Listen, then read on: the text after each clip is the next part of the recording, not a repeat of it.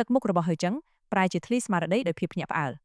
គេនៅតែមិនអាចយល់បានថាមានរឿងអ្វីកើតឡើងនោះទេគេមិនអាចមានញៀនដឹងពីធម្មពលធាតុដើមណាមួយចេញពីអាល្អិតម្នាក់នេះឡើយទោះបីជាក្បាច់មិញនេះអស្ចារ្យខ្លាំងមែនប៉ុន្តែវាមិនមានកម្លាំងគ្រប់គ្រាន់នោះទេបើមិនអញ្ចឹងទេរូបគេក៏មិនគ្រាន់តែរង្គោះរង្គើខ្លាំងរហូតដល់ឈាមរត់ច្រោកច្របល់ត្រឹមនឹងដែរបើជាពេលធម្មតាគេប្រហែលជាមានការប្រុងប្រយ័ត្នប៉ុន្តែនៅពេលនេះមានទេពធីតារបស់គេឈរនៅក្បែរដូចនេះគេមិនអាចខូចមុខមាត់បានដាច់ខាតគេខឹងសម្បាយ៉ាងខ្លាំងរួចស្រែកឡើងទាំងកំហឹងបំរុងនិងស្ទុះទៅមុខទៀតតែស្រាប់តែដឹងថាក្មេងស្រីរពណ៌ខៀវដែលឈរនៅក្បែរគេបាននិយាយថារៀមច្បងយូរមិនបាច់ទេដោយទឹកមុខពោពេញដោយភាពខ្មាស់អៀននិងខឹងសម្បាហឺចឹងនិយាយថាឡានឌូឲ្យពេលខ្ញុំ5នាទីខ្ញុំនឹងវាយអាល្អិតនេះឲ្យពីការហើយដណ្ដើមបន្ទប់នេះឲ្យឡានឌូក្រវីក្បាលរួចនិយាយថាមិនអីទេគេមកដល់បន្ទប់នេះមុនតើត្របកភ្នែករបស់យុនសៀវញ័រផឹកបន្តិចរួចគេក៏លាន់មាត់ថាគឺនាងទម្រង់មុខដ៏មាត់រលោងនិងស្រស់ស្អាតមួយបានលេចឡើងក្នុងកែវភ្នែករបស់គេធ្វើឲ្យចិត្តរបស់គេអណ្ដែតអណ្ដូងបន្តិចសម្លឹងមើលទៅយុនសៀវដោយភាពភ្ញាក់ផ្អើលឡានឌូនិយាយស្រទន់ថាខ្ញុំមិននឹកស្មានសោះថាដោយសារតែឯងមិនអាចវឹកហាត់កម្លាំងបានទើបឯងងាកមកវឹកហាត់ជំនាញក្បាច់គុណវិញបែបនេះធនធានរបស់គ្រួសារលីពិតជាសម្បូរបែបមែនក្បាច់មិញនេះពិតជាល្អណាស់ទោះជាយ៉ាងណាក៏ដោយមានតែជំនាញតែគ្មានកម្លាំងគឺគ្រាន់តែសម្រាប់បង្ហាញមើលលេងប៉ុណ្ណោះទឹកមុខរបស់យុនសៀវប្រែជាប្លែកបន្តិចប៉ុន្តែគេក៏យល់ស្របនាងនិយាយត្រូវទន្ទឹមនឹងនោះមុខរបស់ហឺចឹងកាន់តែឡើងខ្មៅគេសម្លឹងមើលទៅឡានឌូរួចសួរថាឡានឌូឯងស្គាល់វាជំនួសឲ្យការឆ្លើយតបនឹងគេនាងបែរជាញញឹមរួចនិយាយទៅកាន់យុនសៀវថាដូច្នេះវាជាទៅមិនរួចទេដែលឯងអាចយកឈ្នះខ្ញុំបានគម្លាតរវាងពួកយើងមានតែរីកធំទៅប៉ុណ្ណោះខ្លាញ់តាមពិតទៅឯងជាលោកប្រុសវ័យក្មេងនៃគ្រួសារលីដូច្នេះទោះបីជាឯងមិនអាចវឹកហាត់គុណបានក៏ឯងនៅតែមានអនាគតភ្លឺស្វាងដែរហេតុអ្វីបានជាឯងនៅតែមានម្នាក់ម្លេះលោកប្រុសវ័យក្មេងនៃគ្រួសារលីហើយចឹងភ្ញាក់ផ្អើលយ៉ាងខ្លាំងវាគឺជាអាមនុស្សអន់ល្បីឈ្មោះរបស់គ្រួសារលីនឹងទឹកមុខរបស់គេស្រាប់តែប្រែជាប្លែកភ្លាមគេធ្លាប់ឮពីគេឈ្មោះរបស់យុនសៀវដែលជាមនុស្សអន់មិនអាចវឹកហាត់គុណបានទាល់តែសោះសូម្បីតែកម្ពុជាគ្រូឱសថនៃសមាគមគ្រូឱសថក៏គ្មានវិធីជួយគេបានដែរតាមពិតអាល្អិតនឹងគឺជាអាមនុស្សអន់ល្បីឈ្មោះម្នាក់នោះសោះមិនប្លែកចិត្តទេដែលខ្ញុំមិនមានអារម្មណ៍ថាមានធម៌ពលធាតុដើមនៅក្នុងខ្លួនវ៉សោះខ្ញុំយល់ហើយតាមពិតគេដើរតាមវិធីជំនាញក្បាច់គុណសោះអ្នកគុណដែលមានជំនាញក្បាច់គុណអស្ចារ្យគឺមានប្រៀបតាមធម្មជាតិក្នុងការប្រយុទ្ធជាមួយគូប្រកួតដែលមានកម្រិតស្មើគ្នាប៉ុន្តែទោះជាគេហាត់ជំនាញបានច្រើនកម្រិតណាក៏ដោយក៏វានៅតែគ្មានប្រយោជន៍នៅចំពោះមុខអ្នកជំនាញដែលមានកម្លាំងខ្លាំងជាង10 ដងដែរហេខ្ញុំឮថាលោកប្រុសវ័យក្មេងមិនបានការនៃគ្រួសារលីម្នាក់នេះធ្លាប់តាមស្រឡាញ់លួឡានឌួយ៉ាងឈួតលីលាពីមុនមកហើយព្រមបោះបង់ចោលលុះត្រាតែគេត្រូវរងការវាយប្រហារផ្លូវចិត្តយ៉ាងធ្ងន់ធ្ងរមិនអីទេទោះជាគេមានឋានៈខ្ពង់ខ្ពស់ប៉ុណ្ណាក៏ដោយបើគ្មានកម្លាំងទេគេគ្រាន់តែជាកាកសំណល់ប៉ុណ្ណោះលួឡានឌួជាស្រីស្អាតល្បីឈ្មោះដូច្នេះហើយនាងច្បាស់ជាមិនមានចិត្តលើវាដាច់ខាតយុនសៀវដឹងថានាងយល់ច្រឡំហើយគេមានអារម្មណ៍ប្លែកនៅក្នុងចិត្តមុនពេលដែលប្រលឹងរបស់គូហ្វៃយ៉ាងភ្ញាក់ឡើងរូបគេពិតជាធ្លាប់តាមស្រឡាញ់នាងយ៉ាងខ្លាំងមួយរយៈមែនគេនៅតែចាំសម្ដីដែលនាងបាននិយាយយ៉ាងដាច់អហង្ការថាស្វាមីរបស់ខ្ញុំត្រូវតែជាវីរៈបុរសដែលមានស្មារតីអង់អាចមិនចេះចោះញោមហើយគេនឹងក្លាយជាអ្នកការពាររដ្ឋទោះបីជាឯងមានឋានៈខ្ពង់ខ្ពស់ក៏ដោយតែចុងក្រោយឯងគ្រាន់តែជាមនុស្សអន់ដែលមិនអាចវឹកហាត់ក្បាច់គុណបានប៉ុណ្ណោះយកឈ្នះខ្ញុំឲ្យបាននៅថ្ងៃណាមួយសិនចុះទើបខ្ញុំព្រមយកសំណើរបស់ឯងមកពិចារណាខ្លះគេក៏នៅតែចាំដែរថាតើសម្ដីទាំងនោះបាននាំមកនៅការវាយប្រហារផ្លូវចិត្តដ៏ធំធេងកម្រិតណាដល់រូបគេដែលធ្វើឲ្យគេកាន់តែបោះបង់ចោលខ្លួនឯងថែមទៀតប៉ុន្តែឥឡូវនេះគេមិនមែនជាលីយុនសៀវដ៏សាមញ្ញម្នាក់នោះទៀតទេគេគឺគូហ្វៃយ៉ាងគេធ្លាប់ជួបស្រីស្អាតគ្មានពីរជាច្រើនអ្នកនៅក្នុងឆាកជីវិតមុនដែលបានលុតជង្គង់យំអង្វរឲ្យគេព្រមទទួលយកពួកគេបើពួកគេកាន់ដៃគ្នាពួកគេថែមទាំងអាចពាត់ជុំវិញអាណាចក្រគុនស៊ូគាទាំងមូលបានពីរជុំទៅទៀតបើទោះជានាងមានភាពមាត់រលោងនិងស្រស់ស្អាតយ៉ាងណាក៏ដោយក៏លួឡានឌួនៅឆ្ងាយដាច់ស្រឡះពីពួកស្រីស្អាតដែលគេធ្លាប់ឃើញរហូតដល់ស៊ាំភ្នែកនៅក្នុងឆាកជីវិតមុនដែរជាលទ្ធផលចិត្តរបស់គេប្រែជាពោពេញដោយអារម្មណ៍ប្លែកខុសធម្មតានៅពេលនេះស្អីគេអាមនុស្សអន់លោកប្រុសវ័យក្មេងមិនបានការដូចជាវាហ៊ានតាមស្រឡាញ់នាងវាពិតជាវាតម្លៃខ្លួនឯងខ្ពស់ពេកហើយទោះបីជាហឺចឹងធ្លាប់ខាតបង់បន្តិចបន្តួចមែនប៉ុន្តែគេមានអារម្មណ៍ល្អភ្លាមនៅពេលដឹងថាយុនសៀវគ្រាន់តែជាមនុស្សឥតប្រយោជន៍ម្នាក់យុនសៀវងើបភ្នែកឡើងបន្តិចរួចសម្លឹងមើលទៅហឺចឹងខ្សែភ្នែកដ៏មុតស្រួចនោះបានចាក់ទម្លុះចំបេះដូងរបស់ហឺចឹងដូចជាមុខកំបិតធ្វើឲ្យគេញ័រទៅត្រើតដោយភាពភ័យខ្លាចហើយបិទមាត់ភ្លាមខណៈដែលញើសត្រជាក់បានហូរស្រក់ចេញមកលើថ្ងាសរបស់គេខ្ញុំគិតថានាងយល់ច្រឡំហើយទោះជាខ្ញុំជាកាកសំណល់ឬក៏អត់ក៏ខ្ញុំមិនប្រយុទ្ធជាមួយនាងដែរបើគ្មានរឿងអ្វីផ្សេងទេខ្ញុំទៅវឹកហាត់ពេលនិយាយចប់យុនសៀវក្រវីដៃរួចដើរសម្ដៅចូលទៅក្នុងបន្ទប់013ភ្លាមរួចក៏បិទទ្វារឡានឌួស្រឡាំងកាំងបន្តិចនាងរួមភ្នែកដ៏ស្រស់ស្អាតរបស់នាងតូចបន្តិចហាក់ដូចជាកំពុងគិតអំពីអ្វីមួយចំណែកឯហឺចឹងវិញបានបើកភ្នែកធំខណៈដែលព្យុះដ៏ធំមួយបានបោកបក់នៅក្នុងចិត្តរបស់គេមានរឿងអីកើតឡើងនឹងវាគ្រាន់តែជាកាកសំណល់ដែលមិនអាចបើកចក្រាបានផងតើហេតុអ្វីបានជាខ្ញុំមានអារម្មណ៍ត្រជាក់ពេញខ្លួនដូចជាកំពុងធ្លាក់ទៅក្នុងជ្រោះជ្រៅនៅពេលវាគ្រាន់តែសម្លឹងមើលមកខ្ញុំអញ្ចឹងអោព្រះអើយខ្សែភ្នែកអីក៏សាហាវម្លេះគេលេបទឹកមាត់យ៉ាងពិបាករួចសម្លឹងមើលទៅទ្វារដែលបិទជិតនៃបន្ទប់013ទាំងញើសត្រជាក់ហូរស្រក់លើ រំពេចនោះគេដឹងថាខ្លួនហាក់ដូចជាកើតមានអារម្មណ៍ភ័យខ្លាចចំពោះយន្តសៀវដែលធ្វើឲ្យគេបាត់បង់ស្មារតីប្រយុទ្ធទាំងស្រុងនៅពេលប្រឈមមុខនឹងម្ខាងទៀតម្ដងទៀតដោយសារតែយល់ដល់ឯងទេឡានដួលើកនេះខ្ញុំនឹងលើកលែងទោសឲ្យវាចុះតោះពួកយើងទៅហឺចឹងនិយាយទាំងនៅមានអារម្មណ៍រន្ធត់និងព្យាយាមរក្សាអាកប្បកិរិយាដើម្បីកុំឲ្យខូចមុខមាត់ឡានដួងក់ក្បាលរួចនាងងាកខ្លួនបំរុងនឹងចាក់ចេញតែស្រាប់តែបង្អង់ជំហានបន្តិចបន្ទាប់មកសម្លឹងមើលទៅហឺចឹងហើយនិយាយថារៀមច្បងយូអ្វីដែលលីយុនសៀវនិយាយមិញនេះគឺត្រូវហើយទោះបីជាកណ្ដាប់ដៃខ្លារបស់រៀមច្បងមានសន្ទុះខ្លាំងខ្លាមែនប៉ុន្តែវាមានត្រឹមតែទម្រង់ខាងក្រៅប៉ុណ្ណោះប្រសិនបើរៀមច្បងអាចក្តាប់បាននៅខ្លឹមសារខាងក្នុងរបស់វារៀមច្បងក៏មិនត្រូវបានគេចាប់បានយ៉ាងងាយស្រួលបែបនេះដែរមុខរបស់ហឺចឹងប្រែជាខឹងខ្លាំងលាយឡំដោយពណ៌ក្រហមកែវភ្នែករបស់គេពោពេញដោយភាពខ្មាស់អៀននិងកំហឹងខណៈដែលចិត្តរបស់គេកើតមានការស្អប់ខ្ពើមយ៉ាងខ្លាំងចំពោះយុនសៀវភ្លាមពេលដែលយុនសៀវដើរចូលទៅក្នុងបន្ទប់ហ្វឹកហាត់គេបានក្រឡេកមើលជុំវិញខ្លួនហើយឃើញថាវាជាលំហដែលមានទំហំ100ម៉ែត្រការ៉េវាទំនេរស្អាតលើកលែងតែដុំថ្មដែកខ្មៅ2ដុំដែលដាក់នៅជ្រុងមួយដែលដុំនីមួយៗមានកម្ពស់ប្រហែល1ម៉ែត្រនិងមានទម្រង់ប្រហាក់ប្រហែលនឹងមនុស្សពួកវាច្បាស់ជាគោលដៅសម្រាប់ហ្វឹកហាត់ក្បាច់គុនហើយព្រោះពួកវាត្រូវបានគ្របដណ្ដប់ដោយស្នាមកណ្ដាប់ដៃនិងបាតដៃព្រមទាំងស្នាមឆ្កូតនិងស្នាមជ្រៅៗពីដាវនិងកាំបិតដុំមួយក្នុងចំណោមនោះបានរងការខូចខាតយ៉ាងធ្ងន់ធ្ងររហូតដល់បាត់បង់ទម្រង់ដើមទាំងស្រុងដុំថ្មដែកខ្មៅទាំងពីរនេះច្បាស់ជាមានអាយុកាលជាង100ឆ្នាំហើយយុទ្ធសៀវក្រឡេកមើលពួកវាដោយការកោតសរសើររួចយកដៃអង្អែលលើផ្ទៃរបស់ពួកវាមួយសន្ទុះមិនថាក្នុងពេលណាឬកន្លែងណានោះទេតែងតែមានអ្នកគុនដែលមិនខ្លាចភាពនឿយហត់ដែលបានបញ្ចេញកម្លាំងទាំងអស់ក្នុងការហ្វឹកហាត់ខណៈពេលដែលពួកគេឈានទៅមុខនៅលើវិថីរបស់អ្នកដែលខ្លាំងហាគេស្រែកឡើងតិចឥឡូវនេះមិនមែនជាពេលដែលត្រូវមកមានអារម្មណ៍រំភើបចំពោះរឿងទាំងនេះទេខ្ញុំត្រូវតែយកកម្លាំងរបស់ខ្ញុំត្រឡប់មកវិញឲ្យបានឆាប់បំផុតដរាបណាខ្ញុំអាចទម្លាយសរសៃកែងនិងបង្រួបបង្រួមធម៌ពលធាតុដើមបានខ្ញុំគិតថាខ្ញុំនឹងត្រឡប់ទៅកាន់កំពូលនៃអាណាចក្រសួគ៌ទាំង9វិញក្នុងរយៈពេល10ឆ្នាំចាប់ពីការបង្រួបបង្រួមធម៌ពលធាតុដើមរហូតដល់កំពូលនៃអាណាចក្រសួគ៌ទាំង9មិនថាបុគ្គលម្នាក់នោះមានដងសិល្បៈកម្រិតណាក៏ដោយក៏ត្រូវចំណាយពេលយ៉ាងហោចណាស់100ឆ្នាំដើម្បីសម្រេចវាបានដែរគ្មាននរណាម្នាក់ក្រៅពីគូហ្វាយ៉ាងហ៊ាននិយាយសម្ដីបែបនេះឡើយទោះបីជាពួកគេជាការចាប់ជាតិថ្មីរបស់កំពូលអ្នកគុនក៏ដោយពីព្រោះគេមិនត្រឹមតែជាកំពូលអ្នកគុនប៉ុណ្ណោះទេប៉ុន្តែក៏ជាគ្រូឱសថកម្រិតកំពូលលំដាប់ទី9ផងដែរសម្លេងឆ្អឹងបាក់បែកយ៉ាងលឿនបានបន្លឺឡើងពីក្នុងខ្លួនរបស់គេខណៈដែលរាងកាយរបស់គេពុតទៅក្រោយក្នុងក្បាច់ដ៏គួរឲ្យភ្ញាក់ផ្អើលមួយដៃនិងជើងរបស់គេភ្ជាប់គ្នាបង្កើតជារង្វង់ដ៏ល្អឥតខ្ចោះមួយហើយបន្ទាប់មកសាច់ដុំនិងឆ្អឹងរបស់គេចាប់ផ្ដើមប្រែប្រួលទ្រង់ទ្រាយបន្តិចម្ដងចដុតបន្ថែមពីលើភាពឈឺចាប់យ៉ាងខ្លាំងមានធម៌ពលចម្លែកមួយកំពុងរត់ចុះឡើងនៅក្នុងខ្លួនរបស់គេវាខុសប្លែកពីធម៌ពលធាតុដើមដែលគេធ្លាប់ស្គាល់ធម៌ពលដែលរត់កាត់សាច់ដុំនិងសរសៃឈាមរបស់គេគឺជានិទានកម្លាំងកាយសុទ្ធសាស្ត្រ Padekabeh បន្ទាប់ពីទ្រាំទ្របានក្នុងរយៈពេល7ដង្ហើមចុងក្រោយគេក៏របូតដៃរួចត្រូវកម្លាំងបោកខ្ទាតទៅបុកនឹងជញ្ជាំងគេបើកមាត់ក្អួតឈាមចេញមកមួយមាត់ធ្វើឲ្យក្បាលរបស់គេវិលមុខធេងទោះជាយ៉ាងណាក៏ដោយមានស្នាមញញឹមនៅលើមុខដ៏គួរឲ្យអាណិតរបស់គេហាក្រោមទំនាញដី10ដងឥទ្ធិពលនៃក្បាច់ព្រះច័ន្ទនិងព្រះអាទិត្យពិតជាកើនឡើងទ្វេដងមែនក្នុងរយៈពេលមិនដល់3ថ្ងៃផងខ្ញុំនឹងអាចសម្រេចបាននៅរាងកាយរបស់អ្នកគុនហ្វឹកហាត់ហើយនៅពេលនោះខ្ញុំនឹងមានឱកាសយ៉ាងហោចណាស់ 60% ក្នុងការទទួលបានជោគជ័យក្នុងការទម្លាយសរសៃកែងរបស់ខ្ញុ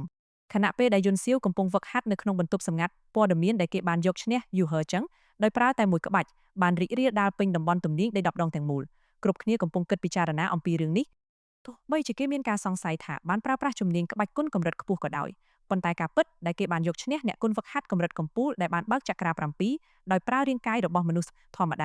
ានៅតែធ្វើឲ្យអ្នកដែលបានលឺរន្ធត់ចិត្តយ៉ាងខ្លាំងហើយថែមទាំងបំផ្លាញការយល់ឃើញរបស់អ្នកគុនហ្វឹកហាត់មួយចំនួនសិស្សានុសិស្សដែលបានស្ថិតនៅទីនោះកាលពីពេលនោះសុទ្ធតែទទួលបានអ្វីមួយត្រឡប់ទៅវិញបន្ទាប់ពីគិតពិចារណាយ៉ាងច្រើនហើយរូបរាងរបស់លីយុនសៀវត្រូវបានដកជាប់ក្នុងចិត្តរបស់ពួកគេឡានដួនិងហឺចឹងបានចាក់ចេញពីតំបន់ទំនាញដីមួយថ្ងៃក្រោយមកទោះជាយ៉ាងណាក៏ដោយខណៈពេលដែលហឺចឹងកំពុងចាក់ចេញគេបានសម្លឹងមើលទៅទ្វារនៃបន្ទប់013ដោយខ្សែភ្នែកពឹសពុលហាក់ដូចជាចង់លេបត្របាក់មនុស្សដែលនៅខាងក្នុងចឹង3ថ្ងៃក្រោយមកទ្វារនៃបន្ទប់013ចុងក្រោយក៏បានបើកឡើងហើយបរិសម្នាក់ដែលមានខ្លួនប្រាណជោគជាំដោយឈាមបានដើរចេញមកក្រៅសិស្សានុសិស្សដែលកំពុងរងចាំបន្ទប់របស់ពួកគេនៅក្នុងតំបន់សាធារណៈសុទ្ធតែមានការភ័យរន្ធត់យ៉ាងខ្លាំងតើបរិសម្នាក់នេះជាអ្នកណាមុខមាត់របស់គេមើលទៅមិនស្អាតបាតទាល់តែសោះប៉ុន្តែនៅពេលដែលសិស្សដទៃទៀតចាក់ចេញពីទីនេះពួកគេក៏មានសភាពមិនសូវខុសគ្នាប៉ុន្មានដែរ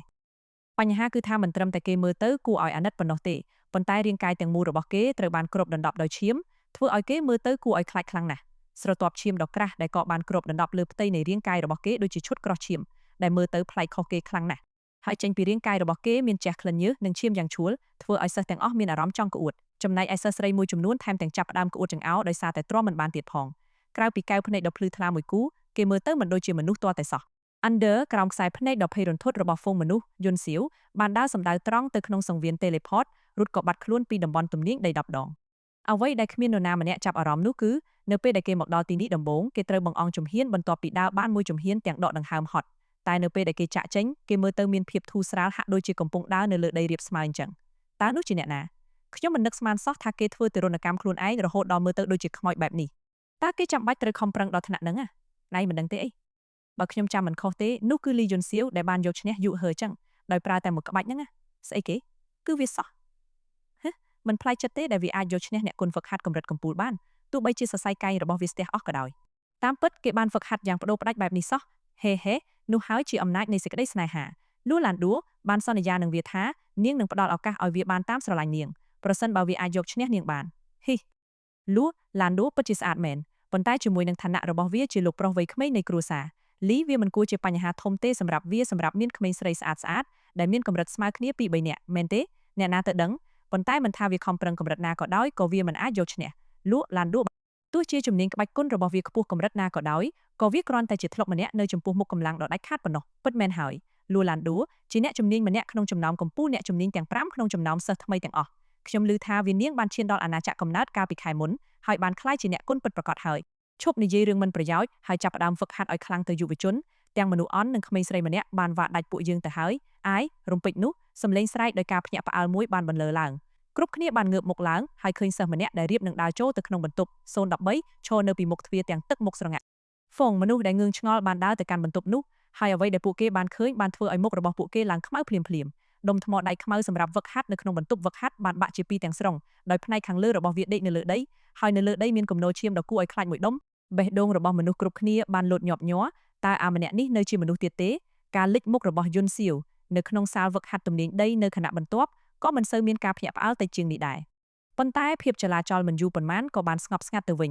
ញហើយសិស្សទាំងអស់ដែលបានឃើញគេសុទ្ធតែញញឹមទាំងល្វីងជូរចត់ការវឹកហាត់ដ៏ព្រៃផ្សៃរបស់គេបានដាស់តឿនពួកគេហាក់ដូចជាមាននរណាម្នាក់បានចាក់ថ្នាំជំនួយដល់ពួកគេម្នាក់អញ្ចឹងធ្វើឲ្យពួកគេទ្វេដងនៅកម្មវិធីវឹកហាត់ដើមរបស់ពួកគេភ្លាមចុងក្រោយយុនសៀវបានដឹងថារូបរាងបច្ចុប្បន្នរបស់គេបានតាក់ទាញខ្សែភ្នែកដែលមិនចង់បានច្រើនពេកដូច្នេះគេក៏បានយកខោអាវស្អាតមួយឈុតចេញពីចិញ្ចៀនផ្ទុករបស់រួចស្លៀកពាក់វាដើរយ៉ាងលឿនត្រឡប់ទៅកាន់បន្ទប់គេងរបស់គេឥទ្ធិពលនៃវិជាគុណវឹកហាត់រាងកាយអុកញ៉ាពិតជាខ្លាំងក្លាខ្លាំងណាស់ប៉ុន្តែភាពឈឺចាប់ដែលវាតែមកគឺមិនអាចទ្រាំទ្របានសម្រាប់មនុស្សធម្មតាឡើយយុនសៀវស្ទើរតែមានស្បែកនិងសាច់ដុំគ្រប់អ៊ីងត្រូវហែកជាបំណែកហើយរញើសគ្រប់កន្លែងមានហូរឈាមចេញមក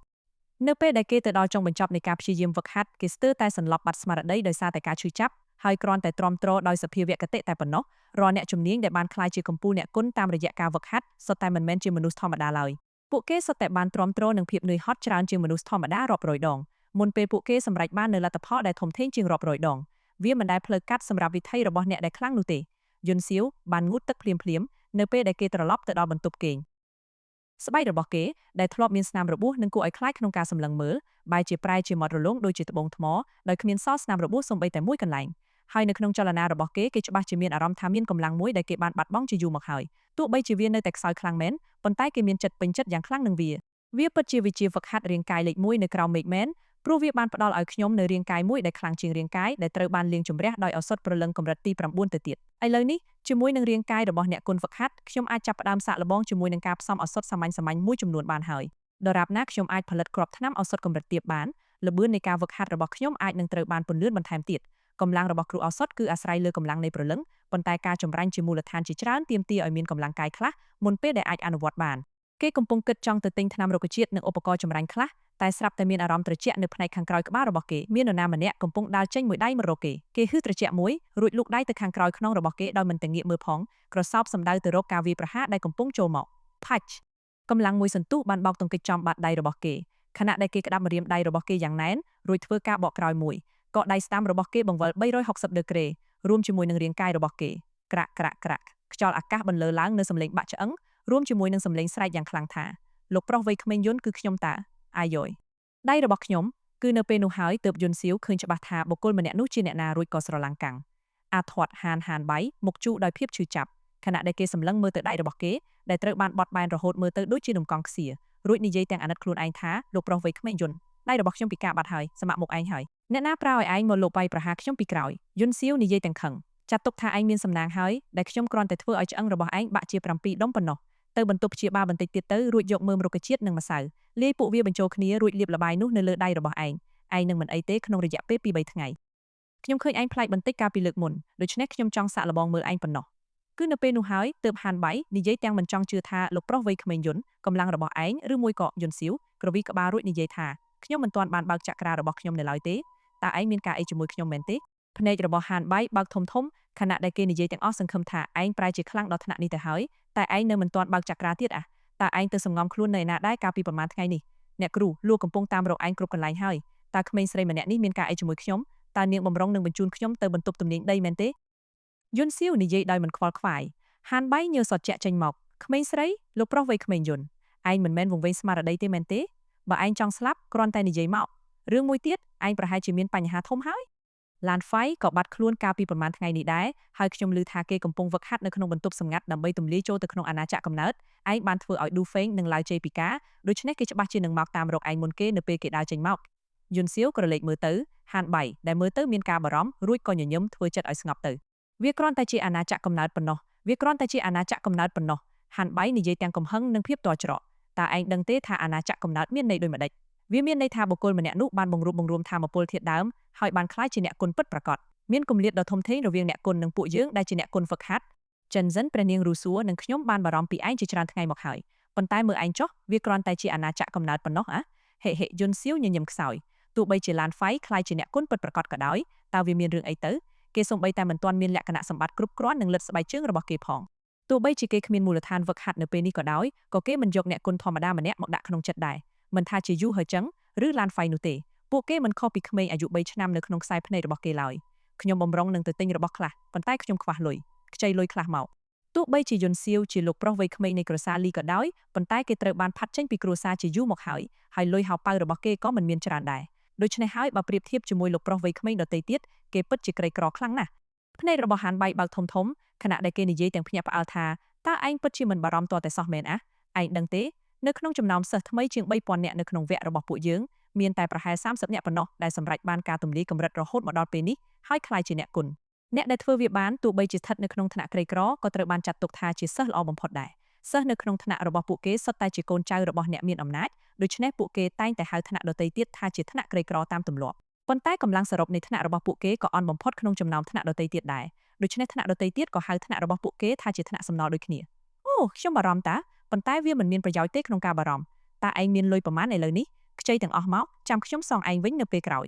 លោកប្រុសវ័យក្មេងយន្តខ្ញុំមានអារម្មណ៍ថាឯងបានផ្លាស់ប្ដូរច្រើនណាស់ខ្ញុំពិតជាកោតសរសើរឯងមែនហានបៃបានយកថង់ផ្ទុករបស់ខ្លួនចេញមករួចចាក់កាក់មាសមួយគំនរចេញមកមានកាក់មាសប្រហែល2ឬ300នៅទីនេះវាគ្រប់គ្រាន់សម្រាប់ឲ្យឯងប្រើប្រាស់បាន1ឆ្នាំហើយដោយមិនមានការគួរសមច្រើនយន្តសៀវបានប្រមូលយកកាក់មាសទាំងអស់នោះទុកទោះបីជាមិនសូវច្រើនមែនប៉ុន្តែខ្ញុំអាចដោះស្រាយបានហើយគេរើសយកមួយរួចបោះទៅឲ្យហានបៃទៅទិញថ្នាំទៅដៃរបស់ឯងត្រូវតែលាបថ្នាំឲ្យបានក្នុងរយៈពេល24ម៉ោងបើមិនអញ្ចឹងទេវាច្បាស់ជាពីការពិតប្រាកដមិនខានដោយភាពភ្ញាក់ផ្អើលហានបៃប្រញាប់ងាកខ្លួនរត់ចេញទៅភ្លាមជាមួយនឹងកាក់មាសនោះប៉ុន្តែគេទើបតែដើរទៅដល់ទ្វារភ្លាមសម្លេងផ្ទុះយ៉ាងខ្លាំងមួយស្រាប់តែបន្លឺឡើងហើយរាងកាយដ៏ធាត់របស់គេក៏ត្រូវកម្លាំងបោកខ្ទាតហោះត្រឡប់មកវិញ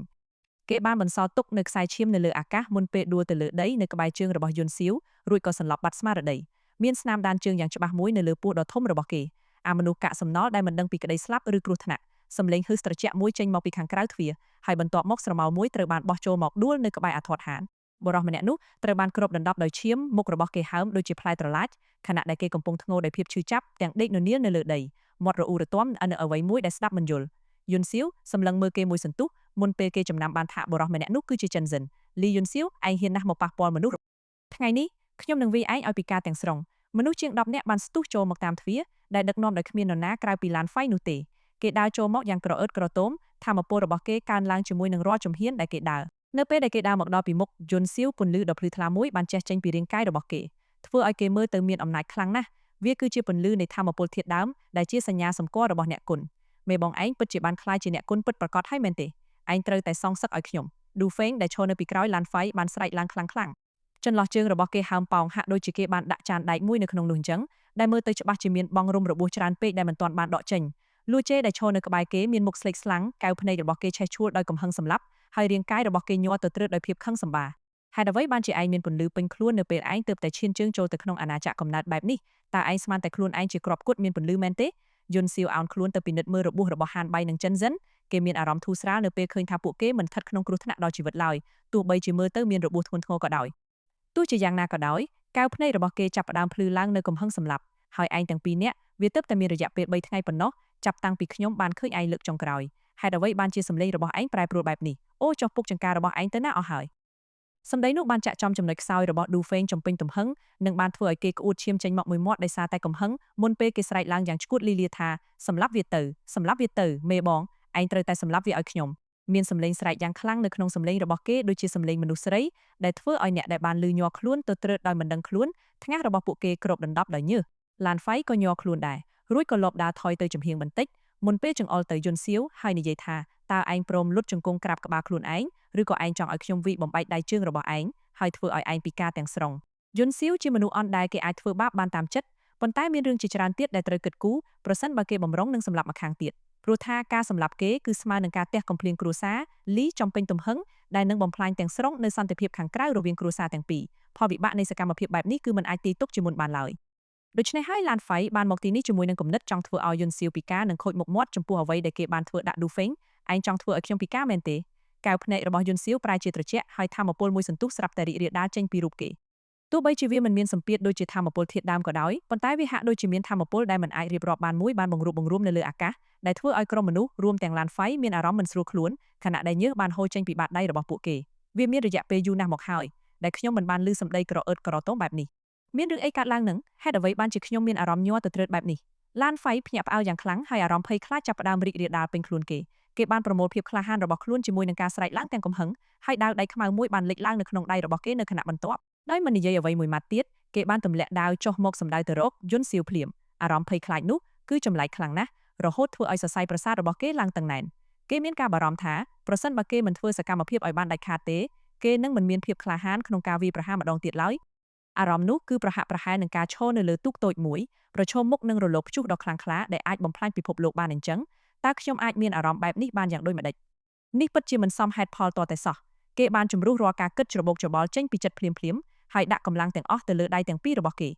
ដាច់ខាតមិនរារែកមិនអន់ទេពិតជាមិនអន់តតែសោះយុនសៀវងក់ក្បាលដោយការកោតសរសើរបន្ទាប់មកដាវដៃខ្មៅមួយក៏បានលេចឡើងនៅក្នុងដៃរបស់គេដូចគ្នាហើយគេបានដាក់ដាវនោះផ្ដេកនៅពីមុខទ្រូងរបស់គេយ៉ាងស្រាលវាជាចលនាដ៏សាមញ្ញមួយប៉ុន្តែវាបានទប់ទល់នឹងការវាយប្រហាររបស់ឡានហ្វៃឲ្យនៅជាប់មួយកន្លែងឯងហ៊ានលេងសើចនឹងខ្ញុំផងណាឯងចង់ស្លាប់ហើយនៅពេលដែលបានឮការរិះគន់របស់យុនសៀវឡានហ្វៃបានខឹងសម្បាយ៉ាងខ្លាំងហើយមុខរបស់គេប្រែជាក្រហមព្រាលៗដោយសារតែកំហឹងទន្ទឹមនឹងនោះគេបានបន្ថែមកម្លាំងទៅលើដៃទាំងពីររបស់គេហើយសូម្បីតែថាមពលធាតុដើមដែលគេធ្លាប់ប្រើដើម្បីការពារសរសៃកែងរបស់ខ្លួនក៏ត្រូវបានចាក់បញ្ចូលទៅក្នុងដាវដែកនោះផ្ទាល់តែម្ដងឆ្គាំងដាវទាំងពីរបានបោកទង្គិចគ្នាយ៉ាងខ្លាំងក្លាហើយបានជះចេញនូវផ្កាភ្លើងជាច្រើនកម្លាំងដ៏ធំមួយបានធ្លាក់ចុះមកពីមុខដាវហើយបានធ្វើឲ្យបាតដៃរបស់យុនសៀវឡើងរហែកដៃទាំងពីររបស់គេឡើងស្ពឹកស្រពន់និងបានបោកខ្ទាតគេឲ្យថយក្រោយប៉ុន្តែគេមិនបានបាត់បង់លំនឹងឡើយគេបានព្យាយាមទប់ជើងនៅលើដីខណៈដែលកម្លាំងនោះបានរុញច្រានគេឲ្យថយក្រោយពី3ជំហានមុនពេលគេអាចឈរបានយ៉ាងរឹងមាំទន្ទឹមនឹងនោះមានស្នាមដាច់ជ្រៅមួយត្រូវបានបន្សល់ទុកនៅលើដាវដែកខ្មៅរបស់គេ